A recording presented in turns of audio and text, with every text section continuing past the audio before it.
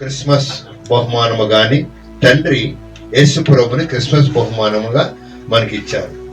మరి ఆ యేసుక్రీస్తు ప్రభు మనకేమి తెచ్చి ఇచ్చాడు అంటే కనుక రక్షణ తెచ్చి ఇచ్చారు. మీరు గమనించండి, ఇవాళ ఎవరు కూడా ఈ నూతన సంవత్సరం శుభాకాంక్షలు హల్లెలూయా అనేది చాలా మందికి ఏంటి ఏమంటారు దాని పేరు ఇబ్బంది పడిపోతున్నారు చెప్పడానికి కదా.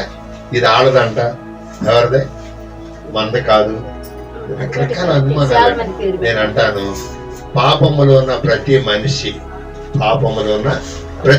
పాపి, పాపములో ఉన్న ప్రతి మనిషి కూడా దేవుని రాజ్య వారసులు కావడానికే యేసుప్రభు లోకంలోకి వచ్చి తన ప్రాణమును బలిగా అర్పించి రక్తము చెందించి మరణించి సమాధి చేయబడి మూడో దినమ లేచి ఒక మంచి సాక్షాత్మైన జీవితాన్ని ఆయన జీవించి మనకి తన అడుగు జాడలు నడవమని దేవుడు మనలను బ్రతికిస్తున్నాడు. ఈ రాత్రికాల సమయంలో మీరు కొత్త బట్టలు అయిపోలేదా? అవి పాత బట్టలు అయిపోలేదా? బిర్యానీ అయిపోలేదా? అవునే కదా. ఇప్పుడు ఏం మిగిలింది మన దగ్గర? మీలో ఎవరిదైనా కొత్తది ఉందో చెప్తారు నాకు. అయిగారు మా దగ్గర పలానా కొత్త అంటే మీ కొత్త గొలుసు కూడా పాత గొలుసు అయిపోయింది. కొన్నారు కదా 3 తులాలు మొన్న, అది కూడా పాత అయిపోయింది. మరి ఏం కొత్త? దేవుడు ఏం అడుగుతున్నాడు మిమ్మల్ని? దేవుడు వచ్చి అయ్యా మరి అక్కడ రత్నాది గారు, ఎద్ర పాస్టర్ గారు, మరి పాస్టర్ మల్లేష్ గారు మీరు అందరూ కష్టపడుతున్నారయ్యా, మరి మీకు కొత్తది, మీ నుంచి కొత్తది కావాలని నేను వచ్చాను దేవుడు అడిగితే మన ఏం సమాధానం చెప్పాలి? చెప్తారు ఎవరైనా? హల్లెలూయా హల్లెలూయా చెప్పండి.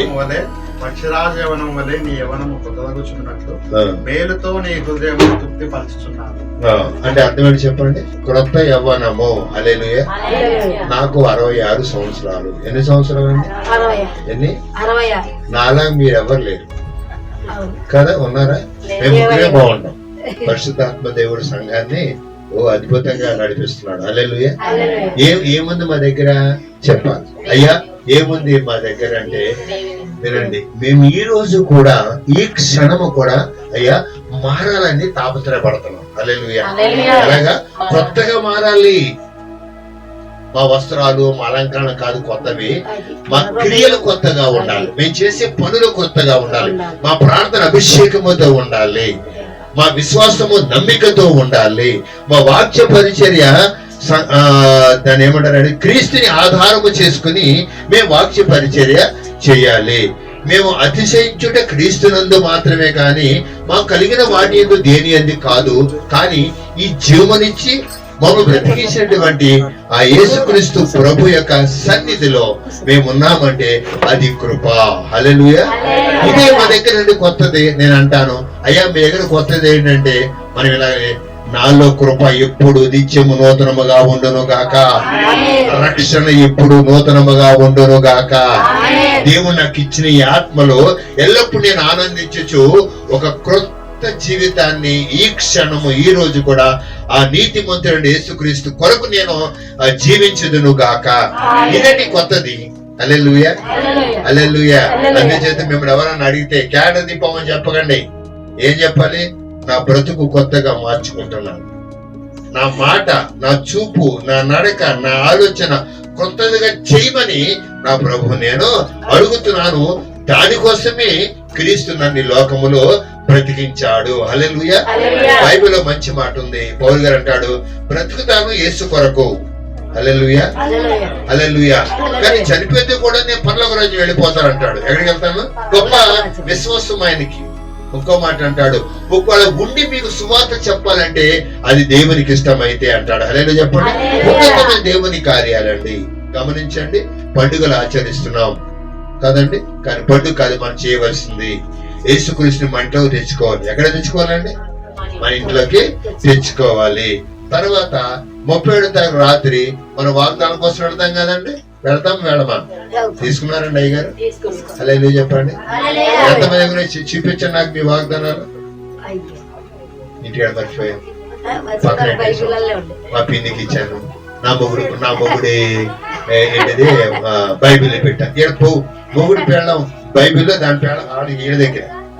ఎంతమంది చూపించాను? 1 2, 3, అంతేనా, 4, 5, అన్నింటికంటే బాగా 5 అందరికి. ఓకే, 5. అలా చెప్పండి, అలా చెప్పారండి. చాలా సంతోషం అండి. వినండి మంచి మాట. అవి ఏమిటో వినండి, వినాలి. ఇంకా వాక్యానికి వెళ్ళలేదు మనం. అదేంటో తెలుసా? చెప్పండి.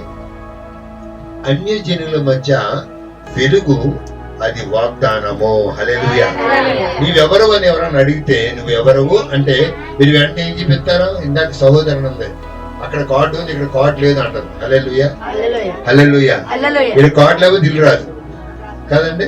మరి రక్షణ, మారు మనసు, పశ్చాత్తాపము లేకపోతే పరలోక రాజ్యంలో నీకు ఇల్లు అక్కడ ఉండదు. హల్లెలూయా. మనం ఈ ఇంటి కొరకు ప్రయాసపడుతున్నాం బాహ్య సంబంధముగా, అంటే ఈ లోకము శరీర అనుసారముగా. మరి పరలోకపు ఇల్లు కొరకు ఎవరు కష్టపడాలి? మనం వద్దా? దానికి ఎలా కష్టపడతారు? కష్టాజీతం ఏంటి చెప్పండి. ఇప్పుడు తెలుసా మీకు? దాని కష్టాజీతము యొక్క ఉన్నతమైన మాట ఒకే ఒకటి, యేసు ప్రభుని నీ హృదయములో ప్రభువుగా, వాక్యముగా, సత్యముగా ప్రతిష్ఠించుకుని ఆ దేవుని ఎల్లప్పుడు కూడా దేవునికి లోబడి భయపడుతూ ఆయనకు కృతజ్ఞత ఆస్తుతులు మనము చెల్లించుదుము కాక. అప్పుడు దేవుడు చేసిన వాగ్దానం మన పట్ల, దేవుడు నేను మరలా వచ్చి మీకు స్థలమును సిద్ధపరుస్తాను అన్నాడు. హల్లెలూయా. అప్పుడు చెప్తాడ ఏమని, మీకు ఇల్లు ఉందా లేదని. మరి ఆ ఇంటిలోనికి మనం వెళ్ళాలి అంటే మరి ఏ కార్డు ఉండాలి చెప్పండి? రక్షణ, రక్షణ ఆనందం కార్డు మనకు దేవుడు అనుగ్రహించును గాక. ఆమె చెప్పండి. పాస్టర్ గారికి, మరి రత్నజయ్ గారికి, మరి పాస్టర్ గారి ఇద్దరు కూడా ప్రత్యేకమైన వందనాలు. మీ శ్రమ అనుభవమే మమ్మల్ని ఇక్కడ తీసుకొస్తుంది అయ్యారు. వాస్తవం కూడా నాకు చాలా ఇష్టం. మా ఊరికి చెప్తాను, వెళ్ళాలి, మనం వెళ్ళాలి. ఎందుకు వెళ్ళాలి అంటే గనుక చెప్పండి, మీతో పాటు మాకు ఇచ్చిన ఈ కృపా వరమును, రక్షణ సువార్తను ప్రకటిస్తూ ఉండగా సహోదరులకు ప్రేమ ఎలా ఉందో, ఐక్యతలో ఉన్నటువంటి గొప్పదనం ఏంటో తెలుసా? నశించుచున్న క్రొత్త ఆత్మల దేవుడు రక్షించును గాక. మలేష్ గారికి సార్ కూడా అన్నా, ఒకసారి మనోళ్ళు కూడా మా దగ్గర తీసుకురండి అన్నా. హల్లెలూయా.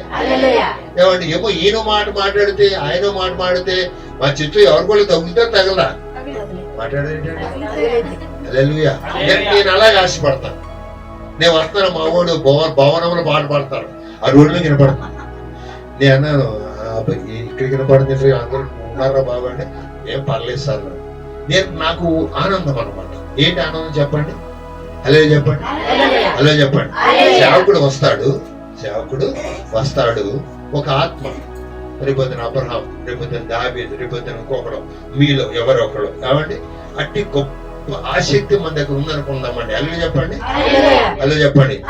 సేవకుడు హృదయం గంతులు వేయను గాక. చెప్పండి, తెలుసా మీకు? హలో చెప్పండి. నేనే బాగుండే నాకేం వస్తుందండి? వస్తుందంటే నాకేమన్నా ఉన్నది బాగుంది, తెలుసా మీకు? హలో చెప్పండి. సేవా పరిచర్యలో ఉన్నతమైన ఆశీర్వాదం అంటే ఒకరినొకరు ప్రేమించుకునుట, సహోదరుని ప్రేమ కలిగి ఉండుట. హల్లెలూయా చెప్పండి. మా చర్చికి ఎవరైనా ఆహ్వానిస్తే అదే అంటాను, విందాం, ఒక మాట విందాం. ఒక్కసారి ఆ ఒక్క మాట నీ జీవితంలో కూడా ప్రయోజనకరంగా ఉంటుందా ఉండదా చెప్పండి? హల్లెలూయా చెప్పండి. అందుచేతే ఏ మనిషి జ్ఞానవంతుడు తెలివిగలను అనుకోకూడదు అంటే, మన తెలివి దేవుని ఎదుట మురికి గుడ్డ అన్నాడు దేవుడు కదా. కానీ ఎవరు తెలివి ఉండాలో మనకి? దేవుని ఆత్మ మన నడిపించును గాక. దేవుడు దీవించును గాక.